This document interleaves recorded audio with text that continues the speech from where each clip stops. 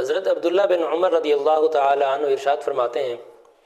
کہ قرآن پاک کی یہ آیت کریمہ وَمَن يَتَّقِ اللَّهَ يَجْعَل لَّهُ مَخْرَجًا وَيَرْزُقْهُ مِنْ حَيْثُ لَا يَحْتَسِبُ، اللہ رب العزت کا فرمان عالی شان ہے، جو شخص اللہ تبارک و تعالی سے ڈرتا ہے، وَمَن يَتَّقِ اللَّهَ، جو اللہ تبارک و تعالی سے ڈرتا ہے، يَجْعَل لَّهُ مَخْرَجًا، اللہ تبارک و تعالی اسے اس مصیبت سے نکال دیتا ہے جس مصیبت کے اندر وہ شخص ہوتا ہے، وَيَرْزُقُهُ مِنْ حَيْثُ لَا يَحْتَسِبُ، اور اسے وہاں سے رزق عطا فرماتا ہے جہاں سے اسے گمان بھی نہیں ہوتا۔ یہ آیت کریمہ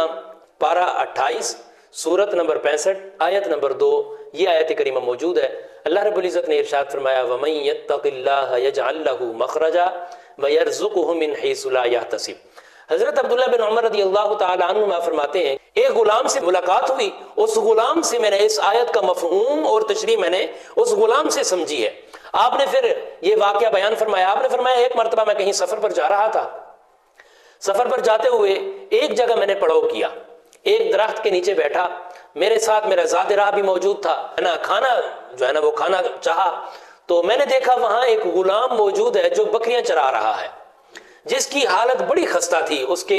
جوتے پھٹے ہوئے، اس کا لباس پھٹا ہوا، کئی جگہ سے اس کا لباس پھٹا ہوا تھا، کئی جگہ سے اس کے لباس پر پیبند لگے ہوئے تھے۔ میں نے اس کو دعوت دی کہ آپ بھی میرے ساتھ بیٹھ کے کھانا کھائیں، اس نے انکار کر دیا۔ دوسری مرتبہ میں نے اس کو دعوت دی، اس نے پھر بھی انکار کر دیا۔ میں نے تیسری مرتبہ زور دے کے اس کو دعوت دی جو ہے نا، پھر اس نے انکار کرتے ہوئے پھر اس نے کہا انا صائم، میں روزہ دار ہوں۔ اصل میں اس نے نفلی روزہ رکھا ہوا تھا۔ حضرت عبداللہ بن عمر رضی اللہ تعالی عنہ فرماتے ہیں میرے دل میں خیال آیا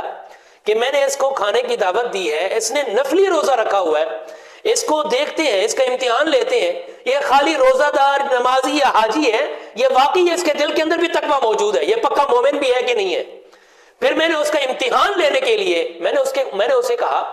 کہ اے غلام مجھے ایک بکری بیچ دے، میں تجھ سے ایک بکری لینا چاہتا ہوں، میں تیری حالت دیکھ رہا ہوں بڑی خستہ حالت ہے، ایک بکری بیچ دے، اس کی قیمت سے تو اپنی حالت سنوار سکتا ہے، اچھے کپڑے خرید سکتا ہے، اچھا جوتا خرید سکتا ہے، اپنی حالت سنوار سکتا ہے، تو مجھے ایک بکری بیچ دے۔ اس نے کہا حضور والا میں غلام ہوں،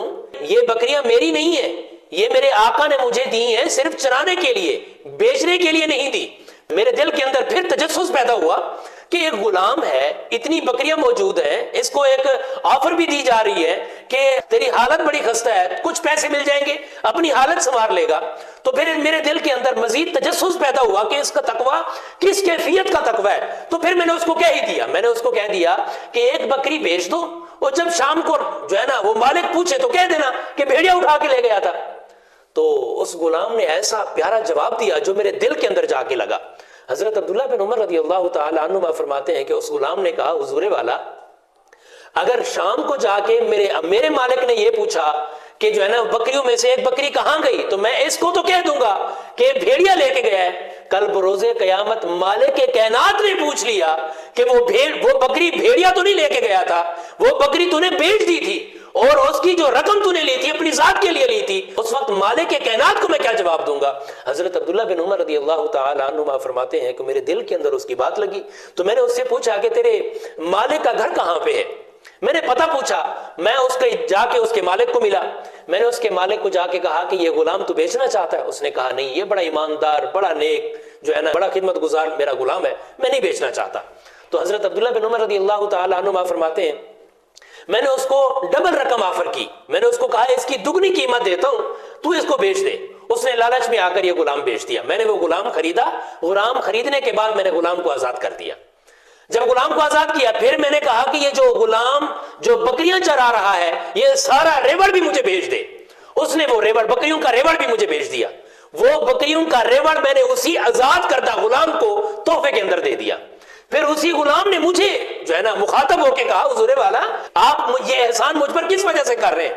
یہ کیوں مجھے آپ نے آزاد کروایا؟ یہ بکریوں کا ریوڑ بھی خرید کے مجھے عطا کر دی ہے، یہ ایسا کیوں کیا ہے؟ حضرت عبداللہ بن عمر رضی اللہ تعالی عنہ نے ارشاد فرمایا کہ تجھے پتہ نہیں ہے؟ اللہ رب العزت نے اپنے پاک کلام کے اندر ارشاد فرمایا وَمَن يَتَّقِ اللَّهَ يَجْعَل لَّهُ مَخْرَجًا، جو اللہ سے ڈرتا ہے اللہ تبارک و تعالیٰ اس مصیبت سے اس شخص کو نکال دیتا ہے جس مصیبت کے اندر وہ بندہ ہوتا ہے۔ وَيَرْزُقْهُ مِنْ حَيْثُ لَا يَحْتَسِبُ، اور اسے وہاں سے رزق عطا فرماتا ہے جہاں اسے گمان بھی نہیں ہوتا۔ اسی آیت کے تحت کیونکہ تیرے دل کے اندر خوف خدا تھا، تیرے دل کے اندر رب کا ڈر تھا، اس وجہ سے اللہ تبارک و تعالیٰ نے تجھے غلامی سے بھی آزاد کرا دیا ہے، اور اس ریوڑ کا جس کو تو غلام ہو کر چلا رہا تھا اسی کا تجھے مالک بنا دیا ہے۔ اسی آیت کریمہ کے اندر اللہ رب العزت نے آگے ارشاد فرمایا وَمَن يَتَوَکَّلْ عَلَى اللَّهِ فَهُوَ حَسْبُهُ، جو شخص اللہ تبارک و تعالیٰ پر بھروسہ کرتا ہے اللہ تبارک و تعالیٰ اسے کافی ہے۔ اگر یہ دنیا کا قانون ہے، اگر کوئی بندہ کسی کے ساتھ، کوئی سردار، کوئی وڈیرا کسی کے ساتھ کھڑا ہو نا، وہ شخص اگر کوئی غلطی بھی کر رہا ہو نا تو اس کو کہتا ہے کہ میں تیرے ساتھ ہوں، میرے پر تو نے بھروسہ کیا ہے نا، تو یہ کام کر لے تو کامیاب ہو جائے گا۔ اللہ رب العزت انسان کو ارشاد فرما رہا ہے کہ تو مجھ پر اگر بھروسہ کرے گا، اگر اللہ تبارک و تعالیٰ کی ذات بابرکات پر اگر تو بھروسہ کرے گا تو اللہ تبارک و تعالیٰ کی ذات تجھے کافی ہو جائے گی، تجھے دنیا میں بھی کافی ہے، تجھے آخرت میں بھی کافی ہے۔ اگر تجھ پر کوئی مصیبت آتی ہے، کوئی پریشانی آتی ہے تو یہ مصیبت اور پریشانی تیرے مقام کو بڑھانے کے لیے آتی ہے، تجھے اپنے رب کے قریب کرنے کے لیے آتی ہے۔ کسی بندے نے کسی اللہ کے ولی سے پوچھا تھا کہ یہ مصیبت اور پریشانی جو ہے نا، یہ کب آزمائش ہوتی ہے اور یہ کب سزا ہوتی ہے؟ اس اللہ کے ولی نے ارشاد فرمایا تھا کہ جب یہ مصیبت، جب یہ تکلیف تجھے رب کے قریب کر دے، سمجھ لو کہ یہ مصیبت تیرے لیے امتحان اور آزمائش ہے، اور جو مصیبت اور پریشانی تجھے رب سے دور کر دے، سمجھ لو یہ مصیبت اور پریشانی تیرے لیے سزا ہے۔ اللہ تبارک و تعالیٰ تجھے سزا دینا چاہتا ہے، اور جب تو رب سے دور ہو جاتا ہے اللہ تبارک و تعالیٰ اپنے بندے کو اپنے قریب کرنے کے لیے اسے مصیبت دیتا ہے، اسے پریشانی دیتا ہے تاکہ وہ شخص اپنے رب کے قریب ہو جائے۔ اللہ تبارک و تعالیٰ اس شخص سے محبت اور پیار کرتا ہے کہ یہ بندہ مجھ سے دور کیوں ہو گیا ہے، مصیبت ڈال کے اس کو اپنے قریب کرنا چاہتا ہے۔